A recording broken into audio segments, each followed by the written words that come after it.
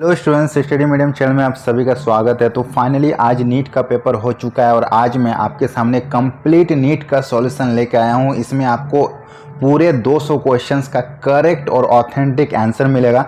तो आप भी अपना क्वेश्चंस चेक कर लो और अपना स्कोर आपको पता चल जाएगा कंप्लीट देखने के बाद। और जो लोग एग्ज़ाम नहीं दिए वो भी ये वीडियो ज़रूर देखें, क्योंकि आपको इससे एक आइडिया मिल जाएगा कि नीट में कैसा पेपर आता है और कैसा आपका पूरा नॉलेज हो जाएगा। ठीक है, तो शुरू से एंड तक जरूर देखिएगा। चलिए हम लोग शुरू करते हैं। तो सबसे पहले हम लोग बायोलॉजी का सॉल्यूशन करने वाले हैं। ये क्वेश्चंस हमारे स्टूडेंट्स के द्वारा भेजा गया है, इसलिए थोड़ा सा प्रॉपर तरीके से ये प्रिंट नहीं है, बट कोई बात नहीं, हम आपको पूरा रीड करके सुना देंगे। ठीक है, तो पहला क्वेश्चंस आप देख रहे हो बायोलॉजी का है और इसमें क्या लिखा गया मैं आपको पूरा पढ़ के सुना देता हूँ। तो पहला क्वेश्चन है, नीचे दो कथन दिए गए हैं। एक निश्चय कथन ए होगा और दूसरा उसका कारण आर होगा। ठीक है, और ये क्वेश्चन नंबर 101 है। ठीक है, तो कथन पढ़ते हैं। कथन क्या है?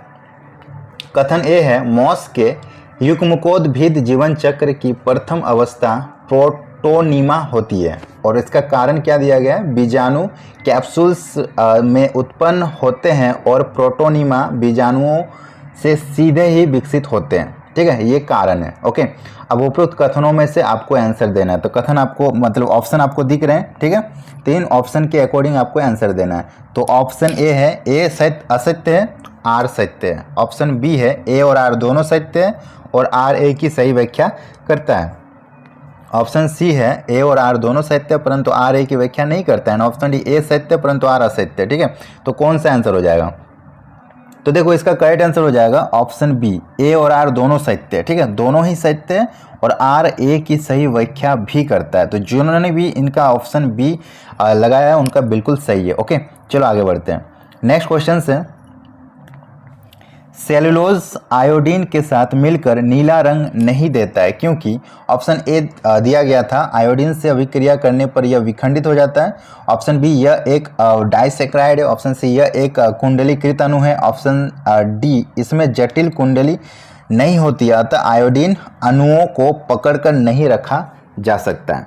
तो देखो इसका जो भी आंसर ऑप्शन डी लगाए थे उनका बिल्कुल सही है। ठीक है, इनका आंसर हो जाएगा ऑप्शन डी, इनमें जटिल कुंडली नहीं होती है अतः आयोडीन अणुओं को पकड़कर नहीं रखा जा सकता है। ठीक है, इसलिए सेलुलोज आयोडीन के साथ मिलकर नीला रंग नहीं देगा। ओके, तो इसका आंसर हो जाएगा ऑप्शन डी।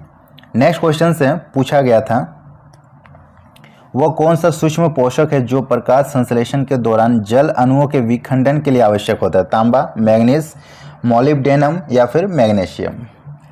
तो इसका करेक्ट आंसर हो जाएगा ऑप्शन बी, मैग्नीज। ठीक है, जिन्होंने मैग्नीज टिक किया था उनका 100% सही होगा। नेक्स्ट क्वेश्चन पूछा गया था, व्यक्त अनुक्रम घुंडी क्या है? ऑप्शन ए, कुछ महत्वपूर्ण अभिव्यक्त जीन। ऑप्शन बी, वे सभी जीन जो आरएनए के रूप में अभिव्यक्त होते हैं। ऑप्शन सी, वे सभी जीन जो प्रोटीन के रूप में अभिव्यक्त होते हैं। ऑप्शन डी, वे सभी जीन जो या तो अभिव्यक्त होते हैं या तो अभिव्यक्त नहीं होते हैं। तो इसका आंसर हो जाएगा करेक्ट ऑप्शन बी, वे सभी जीन जो आरएनए के रूप में अभिव्यक्त होते हैं उससे अनुक्रम घुंडी के रूप में व्यक्त किया जाता है। ठीक है, तो जिन्होंने आंसर बी टिक किया है बिल्कुल सही है।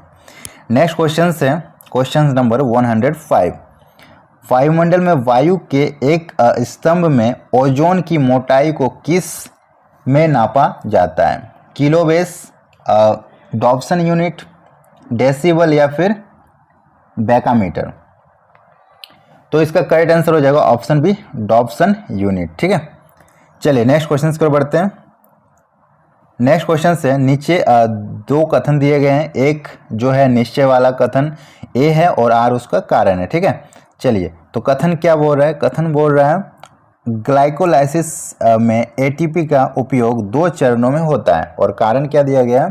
पहले एटीपी का उपयोग ग्लूकोज को ग्लूकोज 6 फास्फेट में परिवर्तन के लिए होता है और दूसरा एटीपी का उपयोग फ्रक्टोज 1,6 डाइसैकराइड में परिवर्तन के लिए होता है। तो क्या इसका आंसर होना चाहिए? तो इसका जो आंसर होगा, देखो यहाँ पे दोनों ही जो है कथन वो सत्य है। पहला कथन भी सत्य है और दूसरा कथन भी सत्य है। ठीक है, और आर जो है ना वो ए की सही व्याख्या भी करता है। तो इसका करेक्ट आंसर हो जाएगा ऑप्शन बी। नेक्स्ट क्वेश्चन है, एथिडियम ब्रोमाइड द्वारा रंजित डीएनए को यूवी विकिरण में अनावृत करने पर कैसा दिखाई देगा? ऑप्शन ए चमकीला नारंगी, ऑप्शन बी चमकीला लाल, ऑप्शन सी चमकीला नीला एंड ऑप्शन डी चमकीला पीला। तो इसका करेक्ट आंसर हो जाएगा ऑप्शन ए चमकीला नारंगी। ठीक है, नारंगी। ऑप्शन ए जिन्होंने भी टिक लगाया बिल्कुल सही है। नेक्स्ट क्वेश्चन पूछा गया था, एबिल क्वार्टेड में से किसे जाति विलोपन का सबसे महत्वपूर्ण कारण माना जाता है? ऑप्शन ए विलुप्तता, ऑप्शन बी आवासीय क्षति और विखंडन, ऑप्शन सी आर्थिक स्तंभ के लिए अतिदोहन एंड ऑप्शन डी विदेशी जातियों का आक्रमण। तो इसका करेक्ट आंसर हो जाएगा ऑप्शन बी आवासीय क्षति और विखंडन। ठीक है, वी वाले एकदम सही है। नेक्स्ट क्वेश्चन से, निम्नलिखित में से अर्धसूत्री विभाजन की कौन सी प्रावस्था में गुणसूत्र बिंदु का विभाजन शामिल है? बहुत ही अच्छा क्वेश्चन पूछा गया। अंतरावस्था, मध्यावस्था 1, मध्यावस्था 2 या फिर पश्चावस्था 2। तो इसका करेक्ट आंसर हो जाएगा ऑप्शन डी पश्चावस्था 2। ठीक है, ऑप्शन डी जिन्होंने टिक लगाया बिल्कुल सही है। ठीक है, मिलाते चलिए, अपना स्कोर बनाते चलिए। नेक्स्ट क्वेश्चन पूछा गया है, गहरे जल वाले चावल में कौन सा हार्मोन्स वृंत के लंबवत को बढ़ाता है? 2,4-D, ZA3, काइनेटिन या फिर एथिलीन।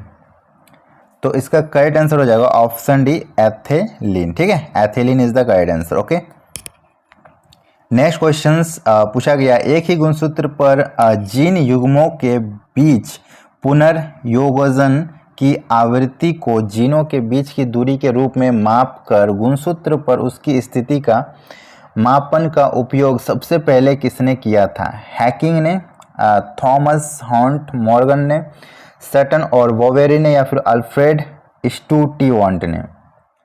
तो इसका करेक्ट आंसर हो जाएगा ऑप्शन डी अल्फ्रेड स्टूटीवॉन्ट ने ये किया था। ओके, चलिए नेक्स्ट क्वेश्चन की ओर बढ़ते हैं। नेक्स्ट क्वेश्चन पूछा गया है, क्वेश्चन नंबर 112, केल्विन चक्र के दौरान ग्लूकोज के एक अणु के संश्लेषण के लिए कितने एटीपी और NADPH2 का आवश्यकता होती है? बहुत ही शानदार क्वेश्चंस और बहुत ही इजी क्वेश्चंस पूछा गया। Option A 18 ATP, 12 ATP, 18 ATP और यहाँ पे 12 ATP और जो NADPH2 है वो भी 16-12 के रेशियो में। तो कौन सा करेक्ट आंसर होगा? जी हाँ बिल्कुल, तो इसका आंसर हो जाएगा 18 ATP की जरूरत पड़ती है और 12 NADPH2 की जरूरत पड़ती है। तो आंसर हो जाएगा ऑप्शन सी। नेक्स्ट क्वेश्चन पूछा गया है, यूकैरियोट में अनुलेखन की प्रक्रिया में RNA पॉलीमरेज 3 की क्या भूमिका होती है? केवल SNRNAs का अनुलेखन, ऑप्शन बी पूछा गया था rRNA का अनुलेखन, tRNA और 5sRNA और SNRNA का अनुलेखन एंड ऑप्शन डी में पूछा गया था mRNA का पूर्वगामी का अनुलेखन। तो इसका जो भी आंसर लगाए हैं ऑप्शन सी एकदम सही है। ठीक है, ऑप्शन सी हो जाएगा इसका करेक्ट आंसर। tRNA, 5sRNA और SNRNA का अनुलेखन is the correct answer. Next question पूछा गया है, फोवेसी कुल सोलेनेसी और लिलिएसी से भिन्न है। पुंकेसर के संदर्भ में फोवेसी के उन लक्षणों को चुनिए जो सोलेनेसी या लिलिएसी में नहीं पाए जाते हैं। ऑप्शन ए परिदल लग्न और द्विकोष्ठिकी परागकोश, ऑप्शन बी द्विसंगी और द्विकोष्ठिकी परागकोश, ऑप्शन सी बहुसंगी और दलग्न पुंकेसर एंड ऑप्शन डी एक संगी और एक कोष्ठी परागकोश। तो इसका करेक्ट आंसर हो जाएगा ऑप्शन बी द्विसंगी और द्विकोष्ठी परागकोश। तो जो भी ऑप्शन बी लगाए हैं बिल्कुल सही आंसर होगा आपका। ठीक है, चलो नेक्स्ट क्वेश्चन की ओर बढ़ते हैं। नेक्स्ट क्वेश्चन बहुत ही आसान है। अर्धसूत्री विभाजन में पूर्व अवस्था 1 की किस प्रावस्था में पुनर्योजन ग्रंथिकाएं दिखाई देने लगती है? पार गतिक्रम, ऑप्शन बी युग्म पट्ट, ऑप्शन सी स्थूल पट्ट एंड ऑप्शन डी दीप पट्ट। तो देखो इसका करेक्ट आंसर हो जाएगा स्थूल पट्ट। ठीक है, तो ऑप्शन सी हो जाएगा इसका करेक्ट आंसर। नेक्स्ट क्वेश्चन आया है, निम्नलिखित समीकरण में GPP minus R is equals to NPP, इसमें जीपीपी ग्रॉस प्राथमिक उत्पादकता है, एनपीपी नेट प्राथमिक उत्पादकता है और आर क्या है। यहाँ पे जो ये आर दिख रही है जिसको माइनस किया जा रही है क्या, प्रजनन आवंटन, ऑप्शन बी प्रकाश संश्लेषित सक्रिय विकिरण, ऑप्शन सी शोषांग गुणांक एंड ऑप्शन डी शोषण हानि। तो इसका करेक्ट आंसर हो जाएगा ऑप्शन डी शोषण हानि। ठीक है, ये शोषण हानि है। रेस्पिरेशन लॉस जो होते हैं उसको माइनस किया जाता है जीपीपी से, तब जाके एनपीपी निकलती है। ओके, नेक्स्ट क्वेश्चन पूछा गया है PS2 में अभिक्रिया केंद्र का अवशोषण शेष कितने पर होता है, 780 nm, option B 680 nm, option C 700 nm and option D 660 nm। तो इसका करेक्ट आंसर हो जाएगा option B 680 nm is the correct answer. Next question से डीएनए अनुवांशिक पदार्थ है, इसका विश्वसनीय प्रमाण का प्रस्ताव किसने दिया था, ऑप्शन ए विल्किंसन और Franklin, option B Frederick Griffith, option C Alfred Hershey और Martha Chase and option D Avery MacLeod और मैकार्थी। तो इसका जो भी आंसर लगाए हैं ऑप्शन सी अल्फ्रेड हर्शे और मार्था चेज, उनका बिल्कुल सही है। ठीक है, करेक्ट आंसर हो जाएगा ऑप्शन सी। नेक्स्ट क्वेश्चन पूछा गया है किस पादप हार्मोन्स को तरुण शंकुधारी पादप पर छिड़कने से उनमें परिपक्वता शीघ्र आ जाती है जिस कारण वे जल्दी बीज उत्पादन करते हैं, ऑप्शन ए एब्सिसिक अम्ल, ऑप्शन बी इंडोल 3 ब्यूटाइक अम्ल एंड ऑप्शन सी जिब्रेलिक अम्ल एंड ऑप्शन डी G18। ठीक है, तो यहाँ पे आंसर हो जाएगा जिब्रेलिक अम्ल। ठीक है, इसका जिब्रेलिक अम्ल हो जाएगा क्योंकि ये नियंत्रक हार्मोन्स कहलाता है और ये हार्मोन्स जो होता है वो तरुण शंकुधारी पादपों पर छिड़क देने से उसकी परिपक्वता शीघ्र आ जाती है जिसके कारण वे जल्दी बीज उत्पादन करने में मदद करते हैं। ठीक है, नेक्स्ट क्वेश्चन से कॉर्न कॉब में फूदने टेसल का क्या कार्य होता है, बीजों की रक्षा करना, ऑप्शन बी कीटों को आवर्धित करना, ऑप्शन सी परागकणों को पकड़ना एंड ऑप्शन डी परागकणों का छितराव। तो इसका करेक्ट आंसर हो जाएगा ऑप्शन डी परागकणों का छितराव। ठीक है, नेक्स्ट क्वेश्चन आया था पुनर्योगज की डीएनए तकनीक में शुद्धिकरण प्रक्रिया के दौरान शीतल इथेनॉल किसे अवक्षेपित करता है, option A polysaccharide, option B RNA, option C DNA, option D histone. तो इसका करेक्ट आंसर हो जाएगा ऑप्शन सी डीएनए। ओके, चलिए नेक्स्ट क्वेश्चन देख लेते हैं। नेक्स्ट क्वेश्चन से आवृतबीजी पादपों में एक निषेचित भ्रूणकोश के अगुणित, द्विगुणित और त्रिगुणित रचनाएं क्रमशः कौन सी है, सहायक कोशिकाएं, प्रतिव्यसांत कोशिकाएं और ध्रुवीय केंद्रक, ऑप्शन बी सहायक कोशिकाएं, प्राथमिक भ्रूणपोष केंद्रक और युग्मनज, ऑप्शन सी प्रतिव्यसांत कोशिकाएं, सहायक कोशिकाएं और प्राथमिक भ्रूणपोष केंद्रक एंड ऑप्शन डी सहायक कोशिकाएं, युग्मनज और प्राथमिक भ्रूणपोष केंद्रक। तो इसका करेक्ट आंसर हो जाएगा ऑप्शन डी सहायक कोशिकाएं, युग्मनज और प्राथमिक भ्रूणपोष केंद्रक। ओके, नेक्स्ट क्वेश्चन पूछा गया बड़े रंगीन सुगंध युक्त तथा मकरंद से भरपूर पुष्प किसमें देखे जा सकते हैं, वायु परागित पादप में, ऑप्शन बी कीट परागित पादप में, ऑप्शन सी पक्षी अपरागित पादप में एंड ऑप्शन सी चमगादड़ परागित पादप में। तो इसका करेक्ट आंसर हो जाएगा ऑप्शन बी कीट परागित पादप में ये देखे जाते हैं। ठीक है, ये बहुत ही कलरफुल होते हैं, सुगंधित होते ताकि कीट को वो अट्रैक्ट कर सकें। नेक्स्ट क्वेश्चन आया है उत्तक संवर्धन प्रयोग में पर्ण मध्योतक कोशिकाओं को एक संवर्धन पोषी माध्यम में कैलस बनने के लिए रखा गया है, इस घटना को क्या कहा जाएगा, जरावस्था, विभेदन, निर्विभेदन या फिर परिवर्धन। तो इस अवस्था को बोला जाएगा निर्विभेदन। ठीक है, निर्विभेदन एकदम करेक्ट आंसर होगा।